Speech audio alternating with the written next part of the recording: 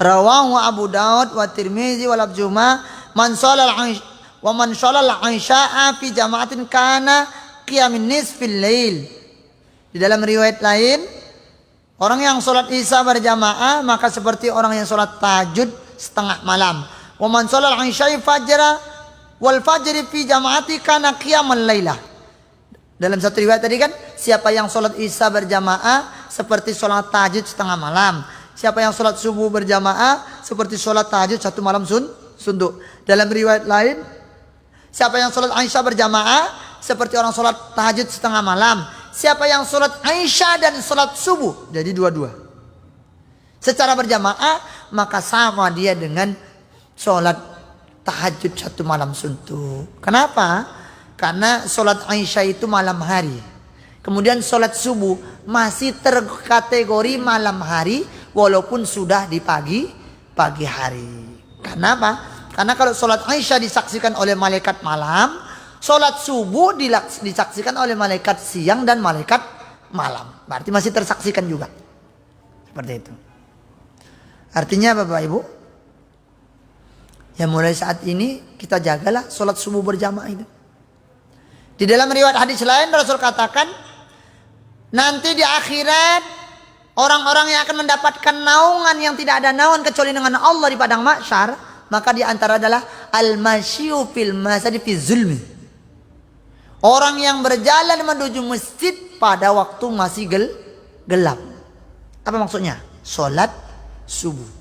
Jadi orang yang rajin sholat subuh berjamaah di masjid, nanti di akhirat dia akan mendapatkan naungan yang tidak ada naungan kecuali dengan Allah. Abdullah bin Ummil Maktum, seorang sahabat yang buta, sampai beliau mengikat tali dari rumahnya ke masjidnya, karena dia nggak punya duit untuk membayar orang mengantar dan menjemputnya. Akhirnya dia pulang pergi ngikutin tali tersebut.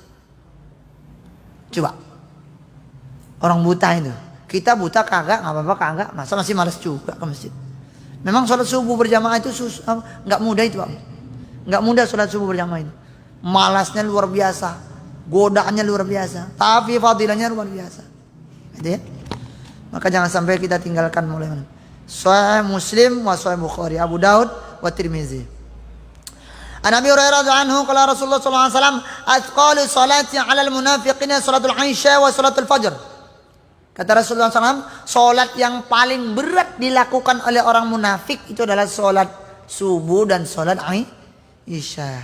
Maaf Bapak Ibu, kalau kita masih malas salat subuh berjamaah, masih malas salat isya berjamaah, menurut hadis ini berarti masih ada benih-benih munafik dalam hati kita.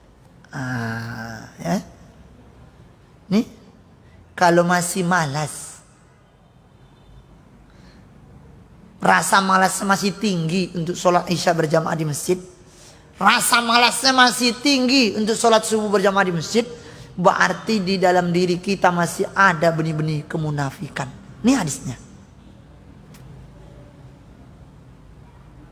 Di zaman Rasulullah Bapak Ibu, orang munafik itu rajin sholat, cuman sholatnya malasan. Kalau di zaman sekarang ini, orang munafik itu rajin sholat juga, tapi sholat subuh dan isyanya malas berjamaah. Itu kan ada, kita itu diajari doa oleh para ulama. Bahkan ada dalam sebuah riwayat itu dalam kitab Al-Azkar, kan itu disuruh kita berlindung agar jangan sampai menjadi orang munafik. Allahumma inni a'udzubika min nifaq. Ya Allah, aku berlindung daripada kemunafikan. Kenapa Bapak Ibu? Di Al-Quran ini dari mulai ayat pertama ini alif lam mim itu, cerita tentang orang munafik itu panjang ayatnya. Cerita orang beriman cuma hanya berapa ayat? 4 ayat. 5 ayat. Cerita orang kafir cuma 2 ayat. Cerita orang munafik, sampai berpuluh-puluh ayat. Menunjukkan apa? Jangan sangka kita orang beriman, kalau masih rasa malasnya tinggi dalam melaksanakan sholat subuh berjamaah dan sholat isya berjamaah, masih ada bibit-bibit kemunafikan itu dalam diri kita. Jangan-jangan waktu kita mau mati dijemput oleh malaikat Israel, pas pula subur itu bibit munafik, matilah kita dalam keadaan munafik. Nauzubillah, Pak. Nauzubillah. Namanya bibit kan itu. Bibit itu kalau diletakkan akan tumbuh kan.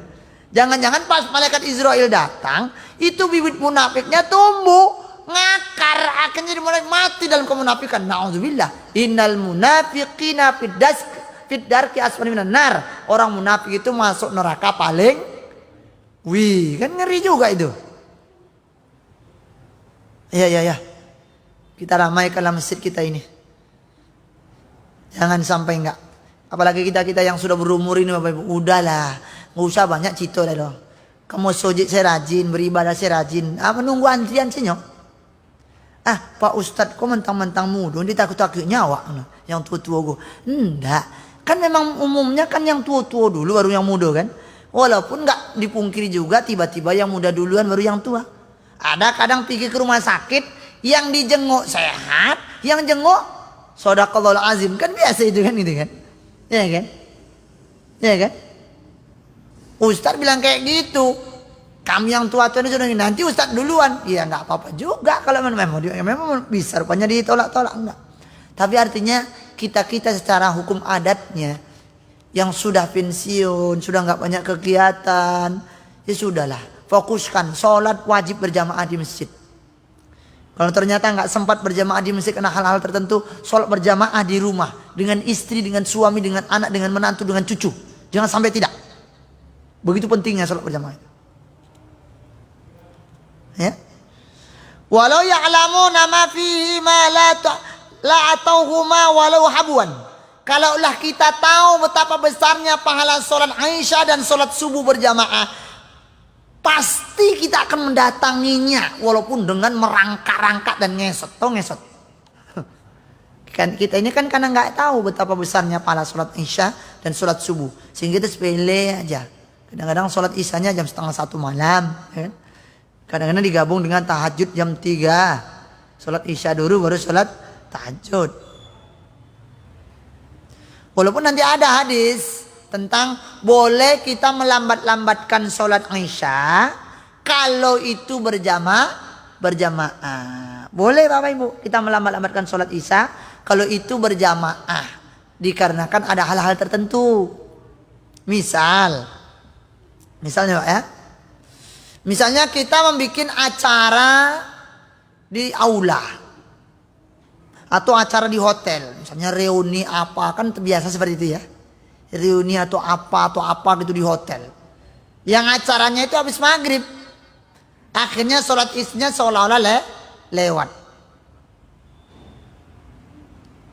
Dilewatkan kan nggak mungkin dipending gitu loh seolah-olah.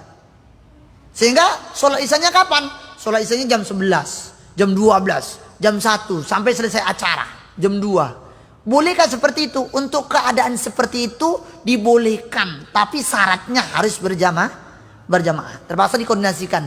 Bapak Ibu, kita sepakat ini sholat isya sudah masuk, karena kita masih dalam acara. Sholat isya kita pending sampai selesai nanti sholat isya kita semuanya berjamaah sholat isya. Boleh. Tapi kalau akhirnya sholat sendiri-sendiri, tidak dibenarkan kita melambatkan sholat Isya. Ya. Jadi apa kata Rasulullah? Kalau seandainya kita tahu betapa besarnya fadilah dari keutamaan sholat subuh berjamaah dan sholat isya berjamaah, pasti kita akan mendatangi sholat isya berjamaah, sholat subuh berjamaah, walaupun dengan merangkak-rangkak dan ngesot, kita akan tuju dan akan kita kejar itu sholat isya dan sholat subuh, jangan sampai tinggal. Begitulah besarnya pahalanya.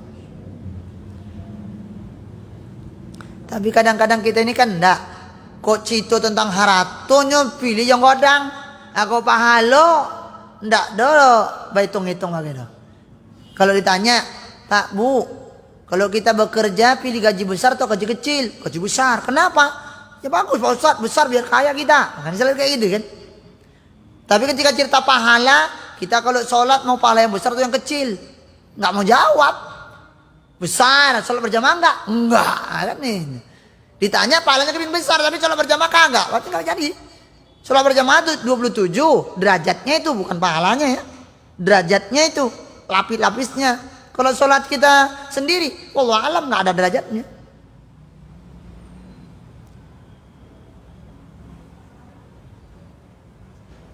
Walaqad hammatu anna amratu bisolati fatuqamu, dan bahkan Rasulullah pernah untuk mendirikan sholat. Summa amara rajulan fayusalli bin nas, kemudian Rasulullah menyuruh supaya jadi imam seseorang. Jadi Rasulullah pernah azan. Setelah azan qomat. Setelah qomat, kamu jadi imam. Lalu Rasulullah thumma antalaqa ma'a birijali ma'akum hazumun min khatabi ila qaumi la yashhaduna shalah fa haraqa alaihim buyutakum bin nar. Jadi salah lagi nih. Azan. Qomat. Kayaknya enggak juga banyak yang datang sholatnya. Begitu banyak enggak datang, seolah Rasulnya lagi nih. Kamu imam. Biar saya dengan beberapa orang nanti bawa kayu bakar. Akan saya bakar rumah-rumah orang yang enggak mau sholat berjamaah di masjid itu. Wah, kalau hidup Rasulullah, siapa yang mengamalkan itu? Rasulullah, kemudian Abu Bakar, kemudian Umar. Kalau Umar dan Abu Bakar masih hidup sekarang, Bapak Ibu, maka pemadam kebakaran itu sibuk, nggak ada istirahatnya. Kenapa? Memadamkan sono, dibakar rumahnya. Begitulah pentingnya sholat berjamaah itu. Sebelum saya tutup, kita akan lanjutkan cerita yang tadi. Abdullah bin Maktum seorang yang buta. Tanya, ya Rasulullah, saya ini buta. Ya Rasulullah, iya. Nggak ada orang yang mengantarkan saya untuk ke masjid sholat berjamaah. Apakah boleh saya sholat di rumah? Apa kata Rasulullah awalnya? Oh, boleh. Tapi setelah nggak berapa lama lagi, dipanggil lagi. Sini. Datanglah. Apakah kamu mendengar azan? Dengar. Datangin itu panggilan azan. Nggak boleh. Orang buta nggak boleh sholat di rumah. Kita buta enggak? Buta kadang kita ini. Buta apa? Hatinya kan gitu. Khatamallahu ala qulubihim. Kebanyakan manusia itu buta hatinya. Bukan enggak dengar azan, dengar. Dijawabnya kadang azan itu. Allahu Akbar. Salat kagak. Cuma dijawab doang. Lalu dia ngamalin hadis apa? Siapa yang mendengar azan lalu dia menjawab suara azan, maka masuk surga dia. Akhirnya dia cuma jawab azan aja, nggak pernah sholat. Kenapa? Ngamalin hadis, siapa yang jawab azan masuk surga. Hadis itu maknanya dua. Satu menjawab memang dijawab dapat pahala. Satu maksudnya menjawab mengabulkan panggilannya sholat baru masuk surga. Kalau cuman Allahu Akbar, cuman gitu masuk surga, enak kali masuk surga itu kan itu. Maksudnya mengabulkan panggilan sholat tersebut, sholat berjamaah. Masya Allah. Oke. Barangkali itu saja. Begitu pentingnya sholat berjamaah. Walaupun di dalam hadis ini ceritanya tentang sholat Aisyah dan sholat subuh. Tapi pada hakikatnya seluruh sholat, yuk kita sholat berjamaah. Saya Bapak Ibu, ya ini ria atau tidak, itu terserah Bapak Ibu memandangnya. Tapi bagi saya ini bagian daripada motivasi. Saya itu kalau saya di rumah, istri dan anak itu wajib sholat berjamaah di masjid. Tapi kalau saya sedang tidak di rumah, maka saya bolehkan istri itu tidak ke masjid. Mau di rumah atau di masjid silakan. Tapi kalau saya di rumah, anak dan istri wajib ke masjid. Seperti itu. Tapi kalau saya nggak di rumah, saya anjurkan ke masjid. Kalau nggak ke masjid nggak apa-apa. Rumah Ustadz jauh nggak dari masjid? Kebetulan memang rumah saya dekat sama masjid. Karena memang saya ini nggak bisa tinggal jauh dari masjid. Saya pernah musafir yang di dalam mobil itu isinya ustadz semua. Kurang lebih satu mobil itu isinya kurang lebih sekitar 7 orang. Ustadz semua, termasuk supirnya juga ustadz. Ketika masuk zuhur berhenti, saya bilang gitu. Kalau nggak berhenti nanti gua domprak nanti nih pintu mobil nih. Berhenti. Salat zuhur. Asar berhenti. Maghrib berhenti. Isya berhenti. Apa kata kawan-kawan saya yang sama-sama Ustadz ini? Ustadz, kan ini kita musafir, kan boleh kita jamak sholatnya kan? Kita bikin aja 2 rakaat, kita qashar pula biar cepat. Orang yang menjamak sholat itu orang pemalas, gitu. Orang yang mengkosor sholat itu orang pelit sebenarnya gitu. Selama masih kita bisa sempurna, kenapa harus mesti kita jamak? Kalau kita masih bisa sempurna, kenapa harus kita kosor? Sholatlah isya tetap 4, zuhur tetap 4, asar tetap 4. Sholat pada waktunya. Orang kita bawa mobil sendiri kok. Kecuali kita naik bus. Baru. Nggak masuk akal sama. Ini dalilnya. Nggak usah cerita dalil. Gua juga punya dalil kan itu. Tapi dalil yang inti itu adalah keimanan kepada Allah. Oke ya? InsyaAllah. Kita sambung besok insyaAllah dalam pertemuan berikutnya. As-sabu ta'minu wa min fawqi ta'mini ta'minul malaikah. Pahala bagaimana kita mengaminkan imam ketika sholat berjamaah. Waladhdallin amin. Seperti apa itu nanti caranya? Yang selama ini sebagian kita banyak yang kurang tepat. InsyaAllah kita sambung bulan depan. Subhanakallah bihamdika asyhadu an la ilaha illa anta astaghfiruka wa atubu ilaik. Assalamualaikum warahmatullahi wabarakatuh.